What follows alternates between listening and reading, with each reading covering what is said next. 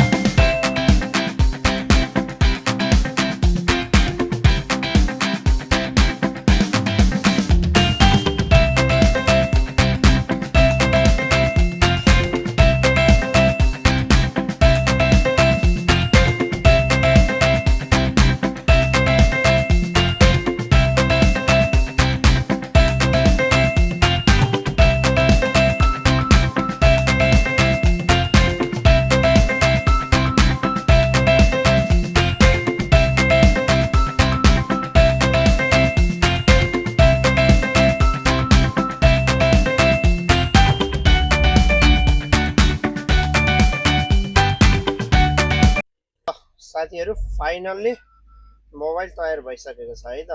ल अब यसमा क्यामेरा ग्लास हाल्न बाँकी छ, यही ग्लास सेट गर्न बाँकी। त्यसपछि फाइनल्ली अघिको यस्तो फोन, यस्तो कचाकुचुक भएको फोन अब यसमा फाइनल्ली तयार अवस्थामा भएको छ है त।